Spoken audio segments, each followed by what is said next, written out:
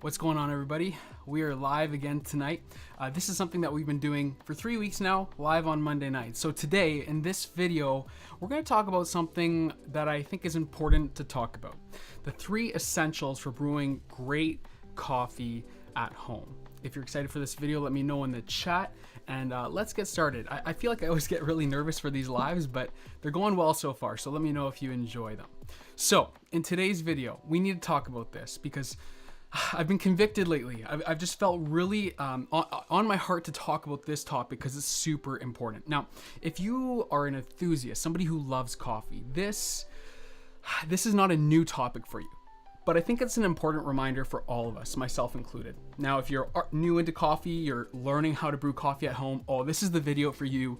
Do not skip, watch till the end, because there are some important truths, I believe, that you'll learn tonight. So today we're talking about those 3 essential tools, those 3 important tools to brew great coffee at home. Again, this won't be news for everybody, but it's a great reminder. So let's start right from the beginning. And the first one I would say is something that's maybe a little bit more consumerism in its nature, but that is a good grinder.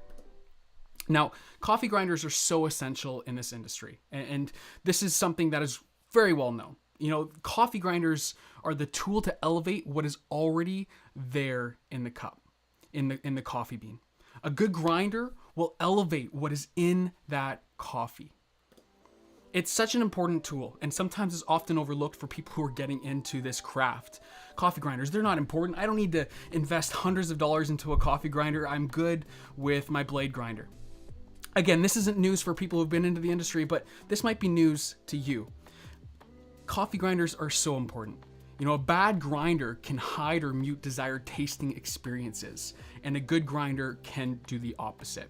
But we don't need to spend hundreds and hundreds and hundreds of dollars on good grinders. In fact, a lot of what this channel is all about is helping accessibility and approachability into specialty coffee. You know, I released a video talking about the best hand grinders under $150. I would highly recommend you check that out. There are grinders on the market under $100 that will change your coffee. Grinders are important. Don't skip this. It's very important. But I think more important than a good grinder is number 2, which I would say is water. Now, this is definitely something that I would argue is overlooked in the specialty coffee industry. It's something that we often neglect or put aside because we don't believe this truth. We don't believe that water can actually change the results in our cup. Now guys, this is one that a lot of you need to hear, and it's one that I neglected for so many years, but please, water can change the game for you. You see, coffee is 98% water. Espresso is 93% water, and if you have bad water, that will be reflected in your cup of coffee. Now, a lot of people will, say this is a subjective subject. How do I measure what is good water? And that is something that is hard to measure, but you can get TDS tools. You can get tools on the market on Amazon for very cheap to measure your ppm and the hardness of your water. And that's something I would definitely recommend you to do if you haven't done so already. But one thing I believe in, and this video isn't sponsored or anything like that, but many of you know a sponsor of this channel is Third Wave Water, but there's other tools in the market too to ensure that you have the best quality water possible. I would definitely recommend checking out something like that. You see, this is super important for many reasons, but recognize this. When you're pouring water into your coffee grounds, there are not only compounds in your coffee, there are minerals in that water, and they're interacting with each other, all right? And that water is extracting the wonderful flavors that we love out of our coffee into our coffee beverage. And so water is so important because the minerals that we put into our coffee will also be extracted out of our coffee or interact with the compounds of our coffee very differently. Now, we're not going to get into all the science of that in this video. That's just not something I feel completely qualified to even talk about, if I'm honest with you guys. But honestly, this is something do not overlook. Water is so, so important. Okay, and this leads me to number 3, and the one that I really want to talk about tonight. And this is where we're going to camp out for a while. And that's coffee. Okay, coffee is the most important tool to brewing great coffee at home. Now, maybe that sounds obvious. Maybe that sounds so cliche. Of course, Kyle, the coffee was obviously the tool to brew great coffee, but So many people overlook good quality coffee. And this can often be associated as subjective. What is good coffee to me? What is good coffee to you? And I can talk to a lot of people and say, oh, Kyle, yeah, I buy good coffee. I go to my local grocery store and I buy this coffee, or I go to Costco and I buy that coffee, and it's good coffee. And this is a very interesting conversation for me. And this is what I want to talk about tonight. Because I think too often have we associated good coffee with great espresso machines. We associate good coffee with good grinders, which we talked about, and it's important for sure. And we associate good coffee with beautiful brew bars. But guys, most important than anything, good coffee is built upon the foundations of buying great coffee at its source. So what does that look like? Because let's talk about that.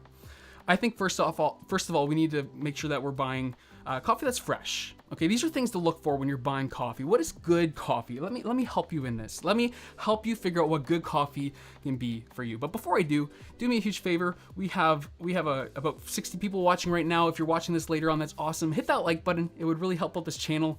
It tells YouTube and the algorithm that specialty coffee is a conversation worth talking about on YouTube. And so I would really appreciate it if you could do that. Just scroll down. And hey, if you're here for the first time, this is your first time stumbling upon this channel, welcome. This is a channel all about helping you in your journey to make better coffee at home. My name is Kyle, and I hope to do that in ways like this, where we're on a YouTube live, but also YouTube videos and reviews and comparisons, all that kind of stuff. So be sure to hit that subscribe button. But let's keep on moving here, because good coffee can be defined in a few ways. So here are things to look for. For me, it's making sure that it's fresh. Okay, when you're buying a cup of coffee, or a bag of coffee rather, look for roast dates. Look for roast dates on the bag. Now, if you can't find any roast date, I would say that's a red flag to good coffee. And some of you might not right now say, that's just simply not true. There can be good coffee without a roast date. Now, here's where it can get subjective, right? What is good coffee to you? What is the taste preference that you like? That's not what I'm talking about tonight. What I'm talking about is good quality coffee at its source. Specialty coffee, third wave coffee, that's how we would define it, but truly good green beans, good green coffee, that is important. And often that's associated with good roasters, okay? Finding from a roaster who will label the roast date, who aren't afraid to say, I roasted it on this date, and we can understand past a certain amount of time when it's out of its peak. You see, a good roaster who truly cares about delivering you the best product possible won't try to sell you something that isn't in its peak. It's just the bottom line, okay? A good roaster will care about you, and they will also care about the producer and the farmer. So let's talk about that as well. We need to make sure that we're buying coffee that is properly purchased. This is so important. And honestly, if you get anything out of tonight's live stream, if you get anything out of this video at all, it's just this one right here. Make sure you guys are buying coffee that is properly purchased, that is ethically purchased, that is in deep relationship with importers and producers and farmers. Some of my favorite roasters have deep relationships with farmers in the countries that they buy their coffee from. One in mind is a roaster here in Canada called Monogram Coffee. And one thing that they do is they have a deep relationship with a Bolivian farmer, and they will go over to the producer, the farm, and they will visit yearly, I believe. And they have a deep personal relationship with that farmer. Guys, I think that's pretty sick. I don't know about you. Now, I think it's pretty great because not only is it good to have that relationship, but they can see the product that they are purchasing. Now, is that necessary? Does every roaster have to travel the world? Not necessarily. My bottom line is this. Make sure you guys are buying coffee that is not just bought off the shelf, that is from a place that is mass producing and mass roasting, but you're buying from a place that truly cares. A good roaster. It's a well-roasted coffee. It's well sourced, it's fresh, and it's properly purchased. Now that can be a lot. In a video like this, you can go, well, that's a big change from what I'm doing right now, and I'm gonna have to change a lot of what I'm doing to accomplish that. And that's okay, because that's why I'm here. That's why people like me are in this industry, to help you. And so if there's any questions that you have, hit me up. Go on my Instagram. Send me a DM. Kyle, where should I buy coffee? I might not get to you right away, but I will do my absolute best to respond to as many as possible. But I want to know, what questions do you have? how do you purchase coffee? Do you buy it from a specialty roaster, a local roaster? What coffee roaster is your favorite? If you're watching this live, let me know in the chat right now. I'm gonna read those in just a second. If you're not watching this live, let me know in the comments down below what roaster is your favorite. Which roaster is one that you purchase from? And let me ask you this: have you ever had confusion in buying fresh coffee? Have you ever had confusion in what that even looks like? Or another conversation, have you had confusion on even not wanting to pay more money? Now that might not be that's definitely not something to look over. A lot of people will associate great coffee with more expensive coffee, and that is definitely true. And I would definitely argue that we need to be aware of where we're spending our money, and coffee is a good place to spend it. But a lot of people associate this good quality coffee as being tremendously more expensive than our commodity coffee. And honestly, when you get into it, it's not. It's very underpriced in my opinion for what the product that we are getting is. Now, I'm seeing here in the chat, we got Detour Coffee in Hamilton. In fact, I was just brewing some Detour today, Alan, and fantastic. Their Bouncy Castle Espresso. It was absolutely delicious. We've got Nylon Coffee in Singapore, some Onyx down in Massachusetts, and some others here in the chat. Another one here, we got Little Victories here in Ottawa. Another great roaster. I'm an Ottawa boy myself. Guys, 3 things to brew great coffee at home, 3 essentials. This might sound like a clickbaity title or anything like that. Honestly, this is just the truth. These are the basics of good coffee. Sometimes we overcomplicate it. Yes, espresso machines are cool. Yes, drippers and fancy new ideas for coffee are all great. I love them. But at the very core, if we don't have these 3 essentials, you're not going to get great coffee at home. That might be news to you, and it may not. But I think tonight it's a good reminder on this Monday night that it's so true. It's so needed, and we need to be reminded of that. So three essentials. A good grinder. Let's not skip out on a good grinder. Good water. Okay, water is so important. 98% of our coffee. 93% of espresso. Oh, come on. And then also good coffee. And while this sounds subjective, it truly isn't. I know myself and so many other people in this community want to help you in your coffee journey, and that's why I'm here. Again, if you're on this video right now, do me a favor, hit that like button if you agreed with anything I said. It would truly help me out, and also let me know that you agree. If you are new around here, be sure to hit that subscribe for more videos like this and helping you in your coffee journey. And I'm just so grateful for each and every single one of you on this wonderful Monday night. Now, why don't we brew some coffee and do some questions, some brews, and some cues.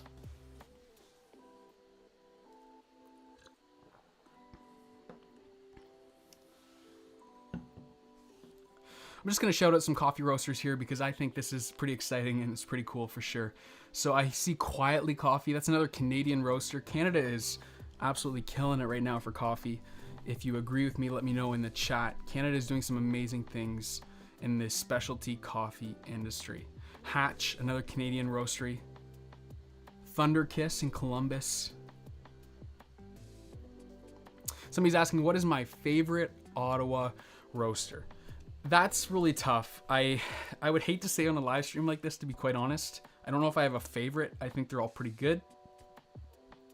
But yeah, I'd rather not say on a live stream. I don't want to put one roaster on blast. They're all great. I'll name a few, and I might miss one, but in Ottawa here in Canada, and most of these ship internationally, we've got Little Victories. I know Andy, great guy, great roaster. They just opened up a new cafe downtown. We've got Equator. They're one of the bigger ones. Morning Owl is another roaster. Happy Goat.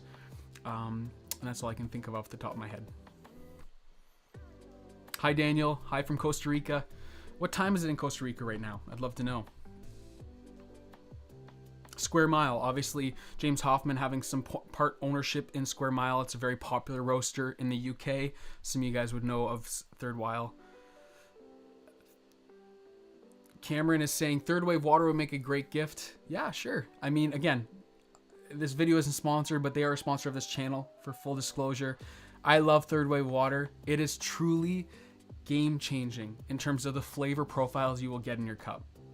I talk to so many people who are deep into specialty coffee and they still use tap water, which is totally fine. I get it, but I would say honestly, if you want great coffee, you want to elevate that coffee to the next level, guys, don't skimp out. Do not skip that at least try it. Okay, add it to a distilled water. You can get them at 99 cents at Walmart, you know, depending on where you are. These little packets, definitely try it out. It's fantastic.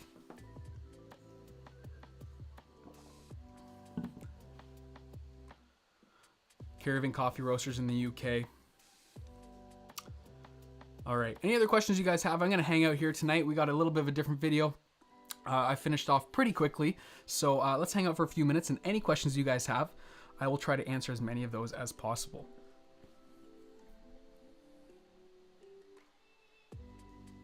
Next week, I'm buying the Magister Stella Pro or the 𝙇𝙤𝙣𝙣 X. I can't decide. Any advice? Well, Robert, I have never used the Stella Pro, so I can't speak to that. I have owned the 𝙇𝙤𝙣𝙣 X. I think that's a fantastic espresso machine. I think it's one of the best heat exchangers on the market for the price, personally. I do own the 𝙇𝙤𝙣𝙣, so I might have a bias there, but I have no affiliation with 𝙇𝙤 at all. And I've really enjoyed the Mara X. I think it's small, it's compact, it looks a little different, so if you're okay with the looks, then I would go with the Mara X. 𝙇𝙤 builds fantastic machines, personally.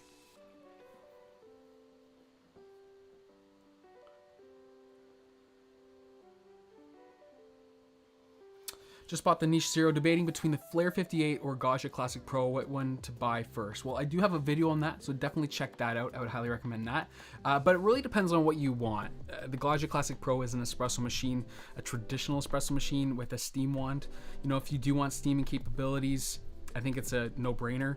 If you don't care to have milk-based beverages, then I would personally consider the Flair 58. The Flair 58 is a fantastic manual lever espresso machine. It enables you to do flow profiling and taste espresso that you wouldn't really be able to on the 𝙤𝙤 Classic Pro in that same level, especially the same experimentation. So for me, I would personally go with the Flair 58 if I didn't need milk-based beverages, but most people do. If you plan to host people, I think the 𝙤𝙤 Classic Pro is probably the better bet after doing some modifications like the OPV mod and things like that. If you guys are just tuning in, we're just talking about the 3 most important aspects of coffee. You can watch this video over and then kind of skip back to this Q&A. I think it's such an important reminder for so many of us, but right now we're just doing some Q&A.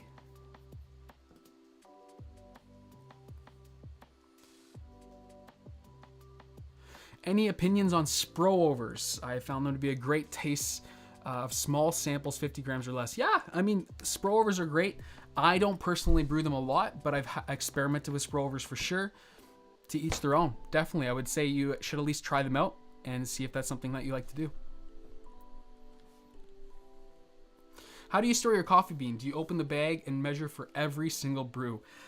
This is a great question. Okay, there was a time where I used the 𝙤𝙤𝙣𝙣 for every single coffee. I think I had like 5 or 6 𝙤𝙤𝙣𝙣, and I think I just got I just got obsessed with having the perfect coffee storage container, and I just don't think that's necessary. I really don't. I think using the coffee bag is fine as long as you're going to use it for a short amount of time. I think there's a big difference between espresso and filter. I think that gets overlooked a little bit. For espresso, it's definitely more important to ensure that coffee is in just peak freshness, but with filter coffee, you can keep it in that bag a little bit longer, at least in my experience. But even with espresso, as long as it's not more than like 3.5 weeks, even 4 weeks, you're probably fine. And if not, I would check out my video on freezing coffee. You know, it's about a 5-10 minute video, and I go into depth on how to freeze coffee, the proper way to do it, and to ensure that you don't get any of that freezer burn taste and your coffee will last for a long time.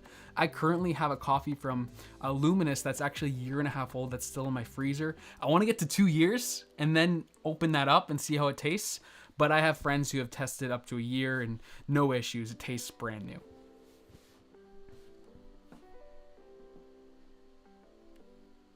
Any benefits besides sound quality to spending the extra money for a rotary pump machine over vibratory if you don't plan to connecting to the water line?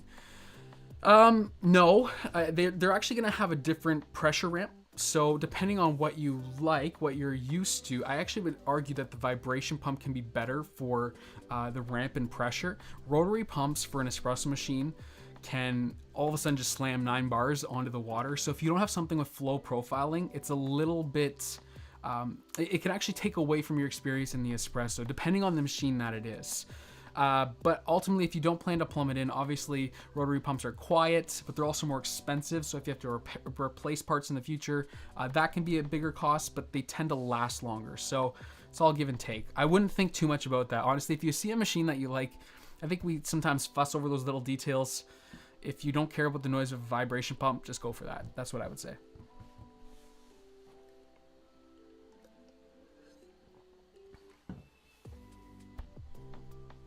I have a Baratza Encore grinder. What grinder should I be looking at to see a noticeable improvement? I think the Baratza Encore is fine, to be honest. It is your entry-level grinder, so it depends. If you're not experiencing good coffee, if you aren't happy with the results that you're getting from your cup, upgrade your grinder, you know? But before you do that, make sure that you're buying good quality coffee. And I would ensure that you have good quality water before you upgrade that grinder. Like if you're not using third wave water or some other supplement for your water, do that before upgrading your grinder. I promise you, you'll get better results from changing your water than upgrading your grinder. I will die on that hill. Water is such a big factor, depending on where you live. Now here in Ottawa, we have really soft water. It's 30 parts per million. But that's actually not always great because that can also affect how it extracts the coffee. And often I find my coffee very dull and lacking the extraction I would want. So third wave water can definitely help with that, or any other kind of product like that. Hopefully that helps. Okay, I'll take a couple more questions here and we're gonna wrap it up here, guys. This is fun. Hope you guys are having a wonderful night. If you're just tuning in, just doing some brews and some cues. Hope you guys are doing super well tonight. If money was not a question, what's your dream espresso setup? Oh man. Yeah, I mean, I don't know. I think the GS3 from La Marzocco is wonderful. I really do. I think that the Slayer Steam, or the Slayer 1 Group rather, is pretty great as well. I think that's pretty cool. Both are very expensive machines, so you know that is a factor. For me, one thing I would love to do is customize an espresso machine. And there's a company in Australia who customizes La Marzocco's and other espresso machines, and they've been building some fantastic, beautiful espresso machines in this season. I think I'd rather a very personal espresso machine experience like that than features. And I know some of you might go, that sounds crazy. I kind of sound crazy even saying it out loud, but I don't know. That's kind of the season I'm in right now. I just kind of want simple but personal. I don't know. That'll probably change next week. Maybe I'll want a decent. But for me right now, that's kind of where I'm at. With 2 kids, I don't really have time to play with profiles and stuff like that. So that would be my decision. Okay, guys, I'm going to wrap it up here. Before you go, if you could do me a huge favor, please don't leave without hitting that like button. It tells YouTube and the algorithm that specialty coffee and these sort of conversations are worth having. So please do. If you're new around here, consider hitting that subscribe button before you go. It would help out this channel and also tell YouTube that channels like these are worth watching. I love you all. I hope you guys are doing absolutely well. We will see you guys all in the next video. Now, I'm going to probably be going live another time this week. Apparently, my Eureka single dose is en route, maybe tomorrow. So stick around for that. Turn on notifications if you haven't so you don't miss that video. And also, I'm working on the Lagome Mini review. That should be out in the next little bit as well. Have a wonderful night, guys. I love you all. Bye.